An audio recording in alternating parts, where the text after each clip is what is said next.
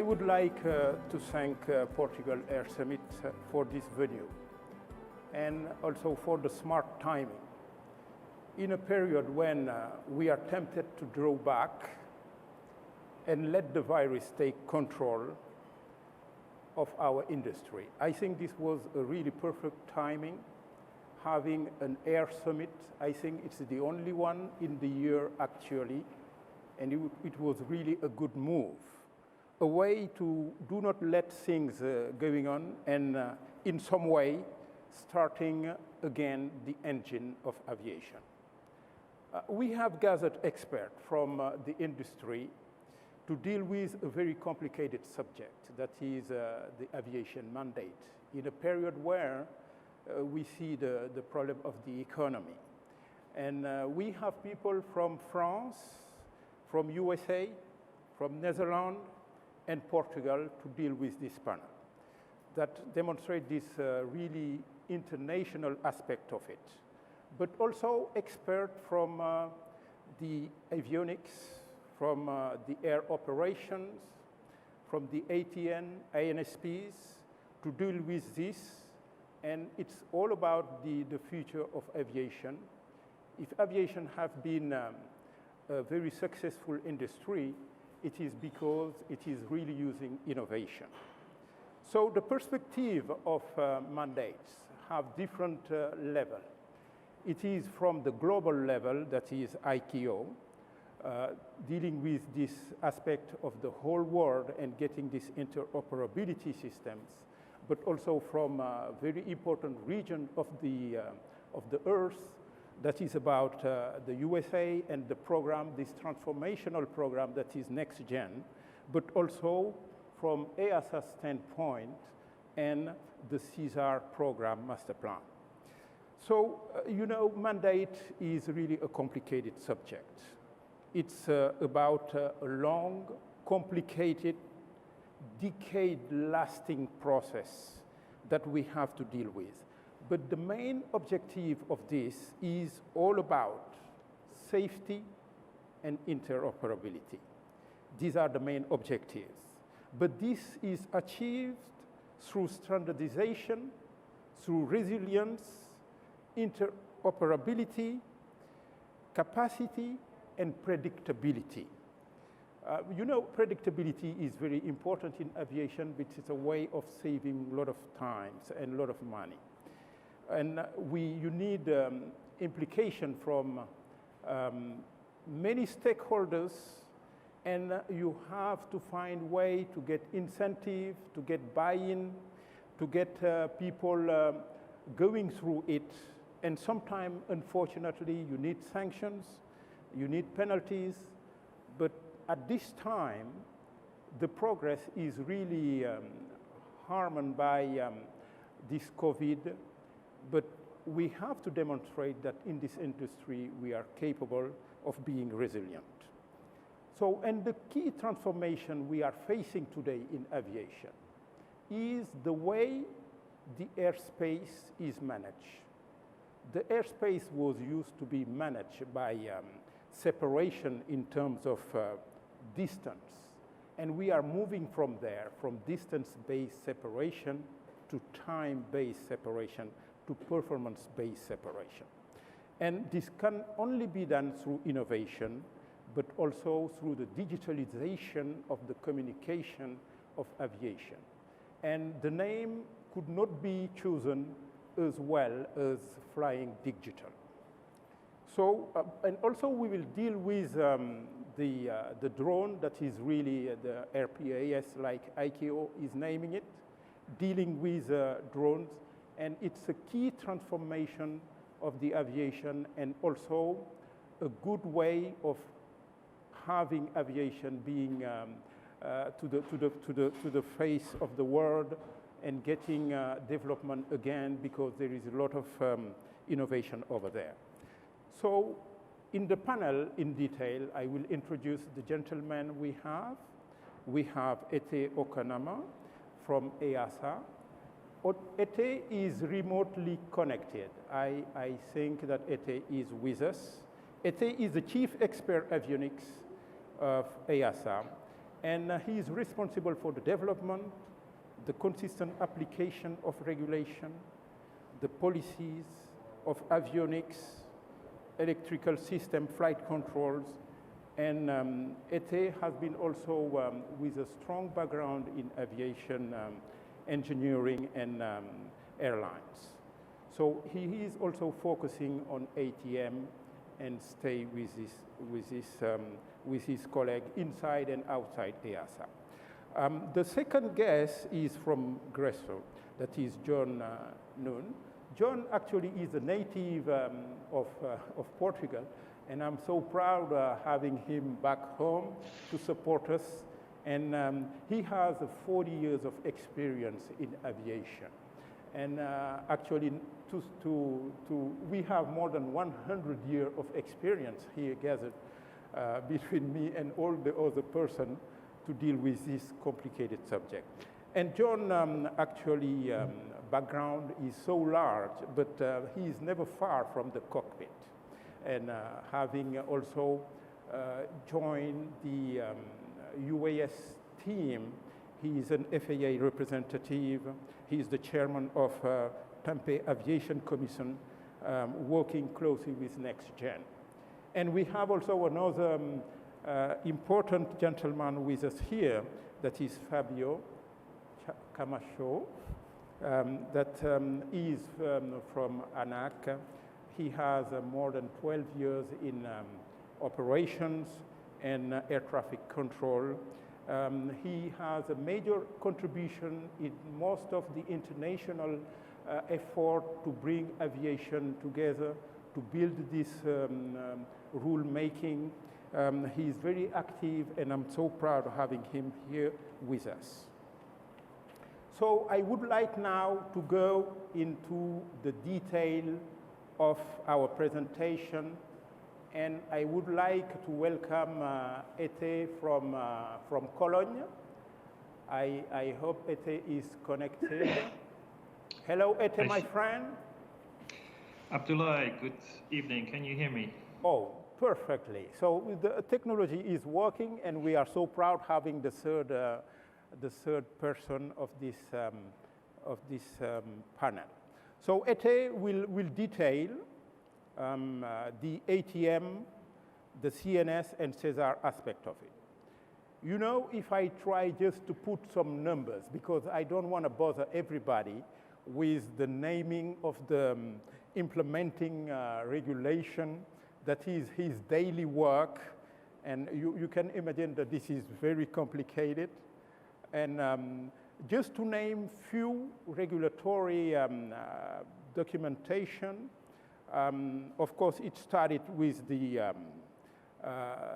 1207/2011. Do you remind that this 2011 was launched in 2011? And in November 2011, was laying down the requirement for the performance and the interoperability of surveillance for the single European sky. And this regulation now is coming to life. And we also have another one that have created an amendment for this, that is the 1028 of 2014, that have amended this initial one. But I think he will start with talking about the ACNS that he is very aware of. I would like to welcome you, Ete, and nice to see your face from some time ago now, when I was with EuroCAE, working hard with you. So welcome, Ete. How are you doing? Thank you very much. I'm fine. How are you? Fine, thank you. Because before you really start, how the operations are going with EASA in this context? First, just to start. Actually, we're doing quite well, I believe. We still work from the office about 50% of the time. We work from home. Technology is allowing us to meet virtually. Just earlier today, I was joining the ICAO RPAS panel. and it all seems to be working well. So operations-wise, I think we managed to continue. Obviously, traveling is difficult. Witnessing testing is difficult. And I guess our flight test colleagues have a more difficult time than our avionics experts in a way. But yeah, overall, I guess we managed quite well. Excellent. And can we deep dive into the CS ACNS, if you please? Sure, we can. Okay. Yeah, I think when it came to these airspace regulations, and we didn't think of this immediately in 2011, but sometime later we thought that really we should have one document that caters for all the airspace requirements, not just the ones in Europe, but also the ones in other places of the world, relative to the airborne side, so relative to the aircraft. So what we did was we created a document called CS ACNS, which contains all the aircraft level requirements for compliance to airspace regulations, both in Europe, the US, and other places of the world. We've recently included a new section on performance-based navigation. I'm actually quite proud of that one. And the reason why I'm proud is because we have managed to move away from the ICAO type language that wasn't very readable for a lot of people. If you're not involved in any of those working groups or panels, it's difficult to comprehend. And we've moved toward a new system where we really target another audience, and our target audience, at least for me in this case, was the smaller organizations, the guys who do maintenance, or primarily do maintenance, who do an occasional modification, the design organizations. And so we moved back from essentially taking Airbus and Boeing as the reference to these smaller organizations, and I do hope that worked very well. One of the things that we did there is that we kind of maximized credit for equipment approval. We saw in the older material that there's a lot of duplications. You had to essentially redo work that was already done by the equipment manufacturer, and we've tried to take all of that out of the CS. Now, some of the older parts on surveillance we're not there yet, but we do plan to update that in the same fashion, and we'll try to continue in this way with any addition that we will add in the near future. Excellent. So, and what about the data link services? Actually, where we are at with that, with the small also companies that have different aircraft, and with the pandemic and the lack of money also from the airlines. Yes, that's a good question to ask. We have a rulemaking task to work on data link. Essentially, what we were trying to do is to make sure that we have a more end-to-end type of approach to data link that we used to have previously. Unfortunately, with regard to data link, the rulemaking group really didn't prove to be able to come to a consolidated opinion on where to go with data link, and that makes it a bit difficult. Nevertheless, we will update the CS ACNS to make sure that at least on the aircraft side, we have everything in place. So FANS-A, compliance with the latest standards. We're really making it a state-of-the-art document. Now, where we go with data link in Europe from where we are today is really a difficult question to answer. That's perhaps more a crystal ball type of question.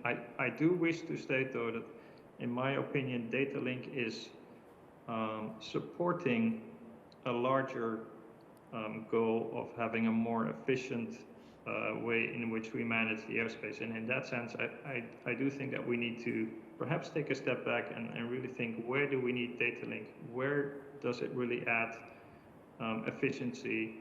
For what purpose do we need it? And base our future, or the future of data link, back on that. One more thing to add to that maybe is a concern that at least I have been expressing for quite a while, that as we move forward with data link into 4D trajectory, into some of the AF1 and AF6 services that SESAR has been developing, that we really should be looking at security as well. Currently, we have a non-secured data link, and I still do feel that that's a risk moving forward. We need to do something about it if we go to 4D trajectory and those type of applications. Oh, excellent. Security, and actually I see that there was a group on EuroCAE in the security side. The US have managed, by the way, to implement the departure clearance. Is a sort of a first implementation of this regulation. Do we have that actually in? What do we plan at this point? I believe that it's one of the goals of the new rulemaking task is to add some of these services. Mm-hmm. Where those services, security for me has a relation with the time that the flight crew has to assess the information that is given to them.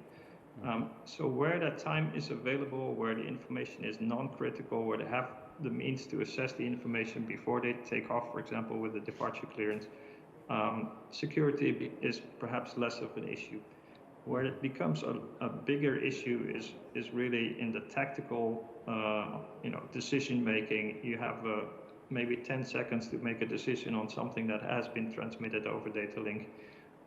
Information that you need to enter in the flight management system. That's, I think, where we need to perhaps rethink what we're doing today and make sure that we address security before we go much further in that direction. But indeed, some of the clearances that the US is looking at, we're also looking at, and we certainly we'll try to harmonize that as good as we can. Excellent. In general, PBN, performance-based navigation, where is the progress in Europe actually?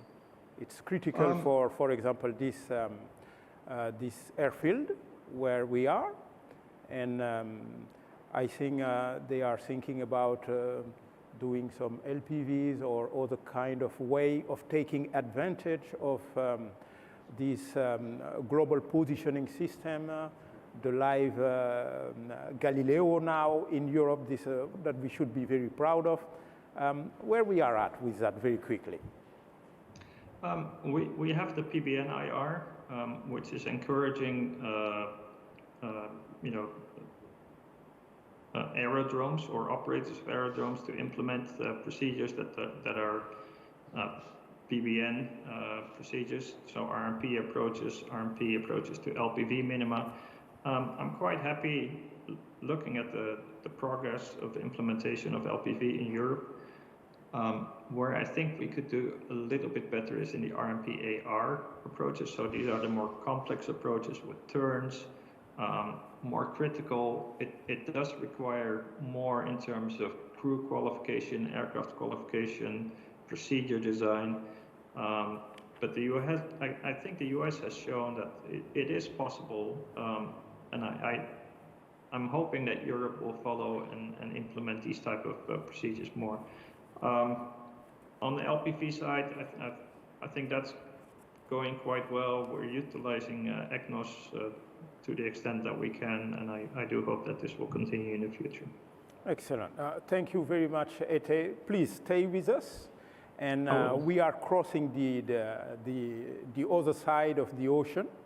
And when you sit here in Portugal, that is sort of like the door of Europe, and crossing and going to the USA, like someone did years ago, and meeting another friend of us, Tell us about, John, tell us about NEXTGEN and where we are at with this very interesting program, really, that is unifying actually the FAA in a transformational program that will really go really digital and improving in a tremendous way the efficiency and the predictability of the national airspace. John, please, can you just tell us about the NEXTGEN progress? So the NEXTGEN is halfway into the implementation. It's pre-pandemic, of course, is we were handling 2.7 million passengers per day with 44,000 flights at the peak. That's obviously changed. Since the pandemic, I've been on flights at least every other week, and I've noticed the drop in it. But I will tell you that from the FAA perspective, they, instead of putting Band-Aids on former issues, whether it was old technology, it was decided to go into brand new technology, all of it digital, and it's just increased the efficiency to the point that to date, it's saved over $7 billion in terms of maintenance, on-time arrivals, the lack of flight delays, and it's just very, very noticeable. If you would, on the next slide. Yes, and to mention actually just the ruling as we talk about mandates, the federal regulation actually that has replaced the advisory circular 9114A of October 2014 that about automatic dependent surveillance broadcast that was canceled and replaced by the active federal regulation 14 CFR 91, 225, and 227.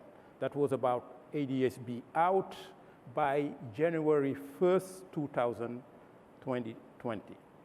That regulation is in force, and I understand have already provided a lot of added value. It has. So one of the rules that's been enforced on the FAA is they have to take into account the impact on the end user. So in order for ADSB to be successful, the FAA offered an incentive so that when you retrofitted your equipment, whether it's private or a commercial aircraft, you received a rebate. So it made it much more palatable for companies and for the private and commercial entities to be in compliance. So in order to operate in class Delta, Bravo, or Charlie, you now have to be ADSB equipped, and it seems to be working very, very well. Yes, and the DCL, as I mentioned, is already operational. I think there is something like 70% or something like that. I don't have the exact number, but it is already providing a lot of value. Instead of calling the tower to get the departure, this is already received by SMS, actually. And this is really an example of the digitalization of the airspace. So I think that we can see here the progress. You tell me, maybe we can. This is giving a lot of results, definitely. And as far as FAA is concerned, let's go very quickly maybe to the swim aspects. And Actually, the SWIM is nothing but the internet of the aviation, a way to go into this automation at arrival level, but also at en route level. The automation at arrival level, you can see it in terms of Metroplex, how it provides value, but also in terms of en route. I don't know where we are at en route, but at least you can talk about this, the Metroplex in Phoenix. Yeah, so it becomes, and I have the benefit of being on both sides of the aisle. So I serve as an FAA Fast Team Safety Representative, and I also used to be the chairman of an aviation commission in the city of Tempe. So the positions were directly opposed. In one particular case, we were listening to the citizen noise complaints of the aircraft flying continuously over their homes. On the other side, we're looking at the safe operation of aircraft. So when you have an example like the Phoenix Metroplex, where you have all these flights merging in, and you'll see it on the next slide, with all these airports, Phoenix Sky Harbor, Mesa Gateway, Scottsdale Airport, Deer Valley, Falcon Field, all the way down, including Tucson. Tucson is shared with Motham Air Force Base. North, you have Luke Air Force Base. And in order to make all that traffic flow safely, they've come up with a Metroplex. Now, it hasn't been implemented. There are concerns with the public, the noise levels, and that's going through hearings, environmental impacts, but that too will succeed. It just, I can't imagine not to. It's just very efficient, and it becomes very safe with all the aircraft being digitally connected, and you're taking the human element out of certain aspects of the cumbersome communications. Excellent. So this is really demonstrating again this critical transformation that is this digitalization of the communications in aviation. And SWIM is nothing but the internet of how we exchange information in a secure way, and how we streamline all these exchanges like digital NOTAMs and so. I propose we cross again the Atlantic Ocean to come and visit Portugal again, and talk with Fabio about SESAR and EU space. And I think that this is critical transformation again, very related to a very soaring business related to the drone activity. And SESAR joint undertaking has in 2017 launched this EU space blueprint. And it was also supported by this EASA Advance Notice for Proposal Amendment of 2017 05, A and B, sorry for the jargon, but that was introducing of the regulatory framework for the operations of drone of the 4 and 12 May 2017. And this is critical to the transformation of the single European sky, how we can fit, how we can insert the drone into the picture. And this is critical. I see that there are some companies developing here in Ponte de Sol, like Tekever, and I think it is critical we talk about this subject. Fabio, tell us about this European ATM master plan and where we are at very briefly. We have very few minutes left, but okay. I think that you have the critical objective. Yes, so basically just catching a little bit what John said and Ethel also. So Federal Aviation Authority have NEXTGEN, Europe have SESAR and the ATM master plan. And of course there is an alignment. When we have mandates, we shall implement that regulations, and we will use the essential operational changes to implement it. So locally, each state will implement some provisions of the ATM master plan. So we need to focus in the transformation that we have ahead. So basically, as regards to the transformation, the first step, of course, is to understand what are the difficulties that we have right now.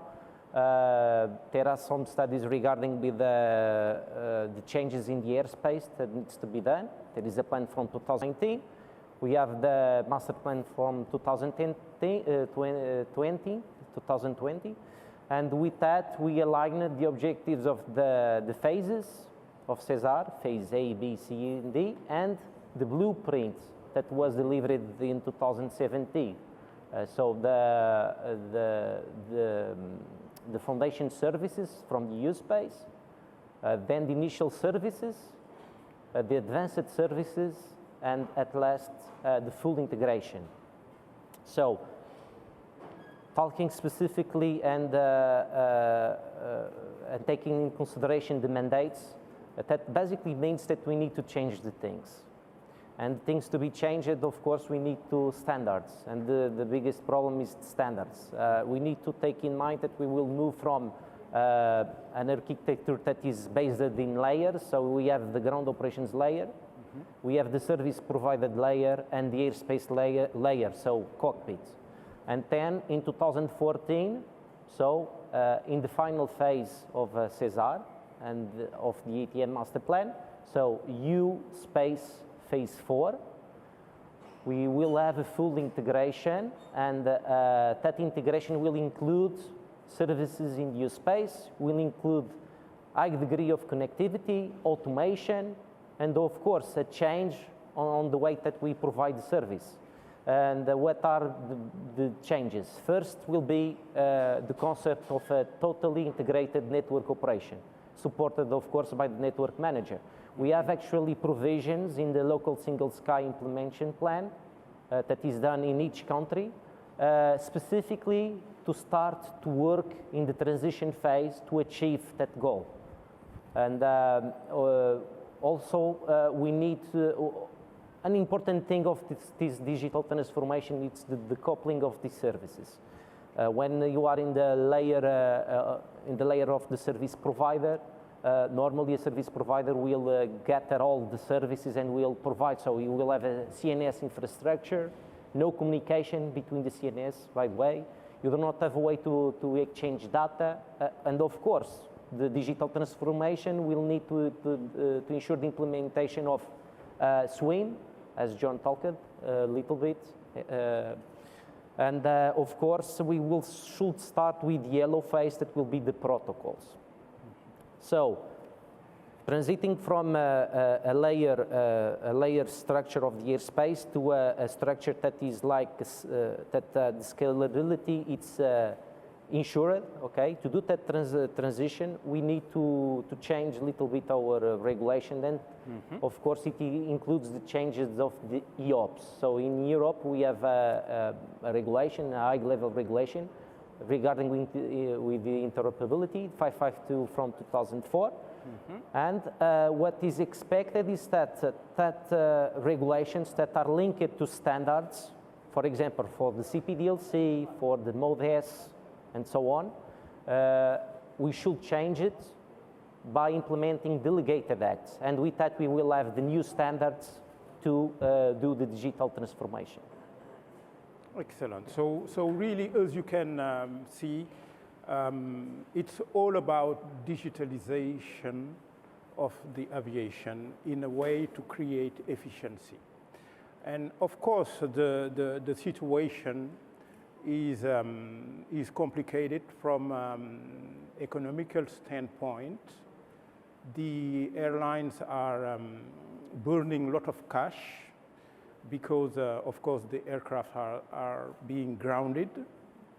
Of course, the mandate is about also investment in order to have return, but at this point in time, it's somewhat difficult for the industry to, especially for the small companies, to go through this transformation with very few aircraft.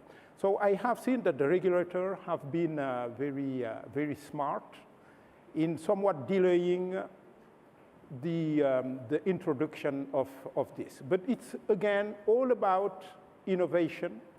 And really, to name it, it's about digitalization, like this summit. And I would like to, again, congratulate the mayor, the municipality of Ponte de Sor, being spirited enough to move forward and to get a success.